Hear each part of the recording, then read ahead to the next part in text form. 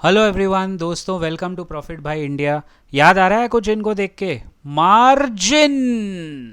आप में से बहुत लोग मुझे सिर्फ इस एक वर्ड को बोलने के लिए बहुत रिक्वेस्ट करते थे। खैर चलो, सारे गिले शिकवे माफ़ हो गए जब इन्होंने हमारा इनकम टैक्स इतना पीछे पढ़ पढ़ के क्रिटिक्स पीछे पड़े क्रिटिसिज्म देने के बाद, चलो इनकम टैक्स तो घटा दिया। अब हमारी थोड़ी डिसएग्रीमेंट है जीएसटी के ऊपर। जो 18% जीएसटी है इंश्योरेंस प्रीमियम पे, वो बहुत चुभने वाली चीज़ है। 18% जीएसटी है, लेकिन देखो इनका मार्जिन।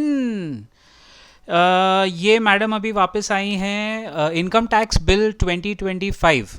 सो फ्राइडे को, यानी अभी आज मंडे है 11 अगस्त, फ्राइडे 8 अगस्त को ये खबर आई थी कि गवर्नमेंट ने इनकम टैक्स बिल जो 13 फरवरी को पास हुआ था सो कॉल्ड, वो वापस ले लिया है। वो नहीं होगा इनकम टैक्स बिल 2025। और 2 दिन के बाद यानी वीकेंड पे जाके इन्होंने क्या खाया पिया, क्या सोचा, पता नहीं, वो हमें नहीं पता। लेकिन वीकेंड के बाद आज मंडे सोमवार 11 अगस्त 2025 को वापस खबर आती है कि वो लोकसभा में पास हो गया। लॉन्च हुआ, पास हो गया 3 मिनट के अंदर। अब वो राज्यसभा में जाएगा। Okay, again margin. Income tax bill 2025 में क्या है दोस्तों, ये जानने के लिए हम लोग ने ये वीडियो आपके सामने रखा है। And on a lighter note, एक इनके प्रिंसिपल सेक्रेटरी रह चुके हैं जो पहले 25 मिनिस्टर्स के अंदर काम किए हैं। लेकिन ये मैडम के अंदर काम करने के बाद वो आदमी 55 दिनों में इतना तिलमिला गया कि वो रिज़ाइन करके चला गया आईएएस ऑफिसर। उनका नाम है मिस्टर सुभाष चंद्र गर्ग। उनका इंटरव्यू आप देख लेना यूट्यूब पे कहीं भी। सुभाष चंद्र गर्ग जी ने किताब भी पब्लिश की है, उसमें उन्होंने ये मैडम के बारे में सब चीज़ें खरी खोटी सुनाई है।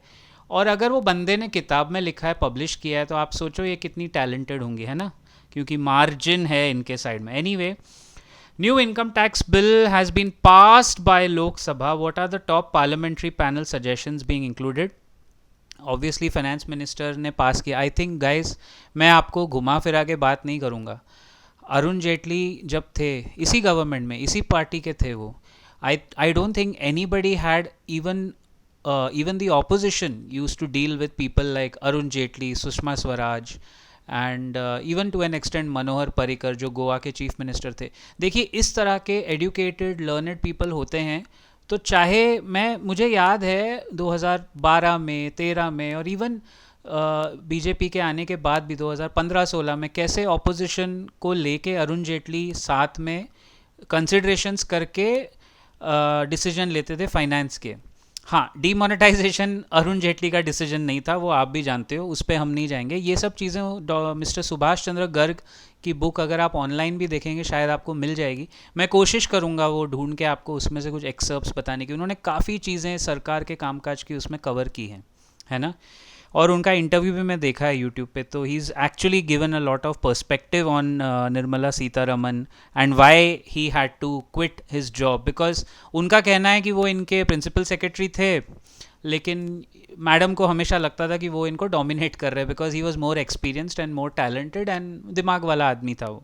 एनीवे, ही क्या है अभी यार, प्रॉब्लम क्या है ना, ये सरकार जब कुछ नया लेके आती है तो ऐसा होता है कि पुराना सही है या गलत है और नया कितना सही है गलत है, वो डिस्टिंग्विश बिटवीन करने में बहुत बहुत पापड़ बेलने पड़ते हैं। जैसे फॉर एग्जांपल, उदाहरण के तौर पे, ये जो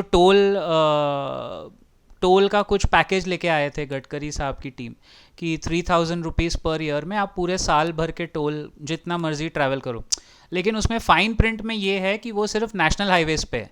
तो अगर कोई दूसरे रोड पे टोल आता है जो एनएच नहीं है, तो वहाँ आर्ग्यूमेंट करते हुए कौन बैठेगा? या फिर टोल अपने आप आपका कंसिडर हो जाएगा 3000 रुपये। मतलब एम्बिग्विटी, कन्फ्यूजन बहुत होता है। तो देखें इस बिल में एग्जैक्टली क्या है। The income tax bill 2025 is design to update and simplify. हाय हाय हाय, अब जाके याद आया। कोई बात नहीं जी, कोई बात नहीं। 60 ईयर्स का टैक्सेशन सिस्टम को सिंप्लीफाई करने के लिए इतने सारे 50,000 तरह के प्रोविजंस है। जीएसटी भरने वाले आज भी सिर्फ अपना जीएसटी का वो कोड ढूंढते रहते हैं कि कहीं गलत कोड में भर दिया, गलत जीएसटी हो गया तो हमारे पता नहीं क्या हो। दुकानदारों की हालत देखो आप, छोटे दुकानदारों की, मुझे कॉमेंट्स में बताना। The proposal included a revised structure legislation which simplifies TDS। तो पहला TDS टैक्स डिडक्टेड सोर्स में exemptions and compliance requirements whiles enabling individuals to seek refunds. Hi hi, I hope इस अभी तक कुछ डिटेल नहीं आया है बिल का। जब वो बिल लॉ बन के हमारे सर के ऊपर आएगा तभी हमें पता चलेगा क्या है, लेकिन तब तक मैं आपको कुछ अप्रूव्ड पैनल के कमेंट्स दिखाता हूँ कि उनको क्या लग रहा है कि इस बिल में क्या क्या है और उसका क्या क्या अपने पे डायरेक्ट इनडायरेक्ट इम्पैक्ट क्या है। सो TDS सिंप्लीफाई हुआ है supposedly. Individuals can now seek refunds without penalties for late submissions, ये अच्छी बात है। Received approval amidst ongoing disruptions, fair enough. Opposition ने इसको डिसरप्ट किया है बट अच्छी बात है कि वो आगे बढ़ गया। Following its passage the legislation requires राज्यसभाज एंडोर्समेंट। ठीक है, वो प्रेसिडेंट के पास जाएगा, फिर वो लॉ बनेगा। अब ये पॉइंट जो मैंने मार्क किया है सेकेंड लास्ट पैराग्राफ में, वो देखिए, significantly reducing the quantity of active sections and chapters while cutting the text length by half। ये बहुत अच्छा काम किया, बड़े बड़े दस्तावेजों को आधा कर दिया। It eliminates the perplexing distinction between assessment year and previous year। Very good। Simple English में बात करेंगे, इनकी सरकारी इंग्लिश लैंग्वेज पढ़ के एक बार शशि थरूर को भी शर्म आ जाए और एक बार ब्रिटिश भी सोचेगा कि हम लोग ने इनको जो कॉन्स्टिट्यूशन का एक कॉन्स्टिट्यूएंट असेंबली में दिया था, जो हमारे अच्छे से हमने उसको ड्राफ्ट किया, वहाँ कौन सी भाषा थी और ये लोग ने कौन सी भाषा बना दी। बहुत डिफ़िकल्ट लैंग्वेज होता है इवेंचुअली। एनीवे, फीडबैक के ऊपर कुछ बात करते हैं इस बिल में और क्या क्या है। एक कमेटी बनाई गई थी ये बिल में कुछ प्रावधान देने के लिए, वो सारे के सारे प्रावधान एक्सेप्ट कर लिए गए हैं, ऐसा निर्मला सीतारमण जी ने पार्लियामेंट में कहा है। अब बात पार्लियामेंट में कही है तो विश्वास तो करना पड़ेगा उनके ऊपर।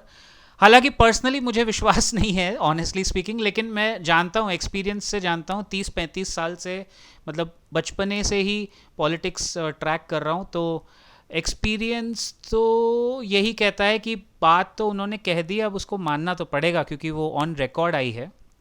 Now the principal suggestions put forward are a revised definition of beneficial owner has been proposed, enabling individuals to carry forward losses when they receive direct या indirect share benefits during the tax year। पता नहीं, अभी वो devil is always in the detail, अब वो क्या revised definition है। देखो, इनको जो चीज़ simplified लग रही है ना, वो हम सबको कॉम्प्लिकेटेड नहीं लगनी चाहिए, जैसे वो टोल के झोल में हुआ या जैसे बाकी चीज़ों में इनके होता है। ये मेरा बहुत बड़ा एक बोन ऑफ कंटेंशन है, दिक्कत है। Next, the committee advocates reinstating the inter-corporate dividend deduction। Reinstating तो एक पुरानी चीज़ वापस आ रही है, inter-corporate dividend deduction, which was absent in the initial draft। Additionally, they suggest implementing a standard 30% deduction calculated after municipal tax deductions whilst pre-construction interest deduction वगैरह वगैरह। अच्छा हाँ गाइज, बीच में एक सेगवे ले रहा हूँ। लिक्विड फंड्स के ऊपर मेरा एक वीडियो आएगा मेंबर्स ओनली सेक्शन में, वो ज़रूर देखना, कल तक आ जाएगा वो, टुमारो 12 अगस्त, वो आप ज़रूर देखें। मेंबर्स सेक्शन में लिक्विड फंड्स क्या है, किस तरह के हैं, उनके फ़ायदे, बैंक अकाउंट में पैसा नहीं रखना क्यों बेटर है, via liquid funds better than your savings bank account, एक बात दोबारा उसको डिटेल में कवर करेंगे। ये सजेशन हमारे एक मेंबर ने ही दिया था, हिमांशु जी, उनके सजेशन को मद्देनज़र रखते हुए ही हम आगे बढ़ रहे हैं। अच्छा पॉइंट था, और काफ़ी लास्ट वीडियो जो मैंने डाला था उस पर आपके जो कंसर्न्स थे कि भाई लिक्विड फंड कैसे, क्या, क्यों, कब, तो वो सब कवर करेंगे। To simplify tax compliance, back to this topic, to simplify tax compliance for individual tax payers, the recommendations include issuing nil tax deduction certificates. बहुत बढ़िया, अगर आपका TDS नहीं कटा है, सीधा नील सर्टिफिकेट, फॉर्म 16 वगैरह, जो भी नाम देके, अच्छे भले नाम, प्रधानमंत्री टैक्स डिडक्शन योजना करके दे दो यार, ख़त्म करो, आपको नामकरण में बहुत मज़ा आता है ये लोग को। Allowing discretionary waiver of penalties, very good. Facilitating refunds in delayed ITR submission. हाँ, ITR का जो रिफ़ंड आता है, अगर आपका TDS कटा है और आप उस ब्रैकेट में नहीं आते हो, लेकिन कुछ कुछ सर्विस वालों का, सैलरी वालों का भी TDS कटता है, तो वो रिफ़ंड आने में जो डिले होता है उसमें सरकार को ब्याज देना पड़ता है। अगर वो रिफ़ंड टाइम पे आ जाए तो सरकार का पैसा बचेगा और टैक्स पेयर का ही पैसा बचेगा eventually. Don't forget this margin. हाँ बार बार ये मैं आपको दिखाता रहूँगा, margin. The committee has additionally requested enhanced clarity regarding the definition of NPAs. Very good. To minimize prolonged disagreements in tax and banking interpretations. बहुत बड़ी बात है ये, बहुत अच्छा, बहुत ही, इसलिए वो एस्ट्रिक में भी मार्क किया हुआ है. देखिए एनपीएस जो बैंक्स वगैरह दिखाते हैं और वो टैक्स कैलकुलेशंस में आते हैं ना, उसमें बहुत बड़ा झोल होता है, बहुत सारे इंटरप्रिटेशंस में गड़बड़ होती है. कोई एनपीए कह के अपने पुराने बैड लोन्स माफ़ करवा देता है जो बैंक्स करती हैं. बैंक्स तो बदनाम है ये सब काम करने के लिए. अच्छा, next, the proposal advocates for precise definition of parent company. Very good, ये भी बहुत अच्छी बात है. Whiles establishing appropriate provisions for non profit and religious charitable trust. ये बहुत अच्छी बात है, ये बहुत ही अच्छा है. आई होप जैसा लिखा है वो लिखा पढ़ी वहाँ भी वैसी ही हो तो अच्छा रहेगा. The committee suggest that anonymous contribution should not affect there eligibility for tax exemptions. Fair enough. Additionally, it recommended eliminating remaining references to the Income Tax Act 1961 to create a comprehensive and dispute resistant new code.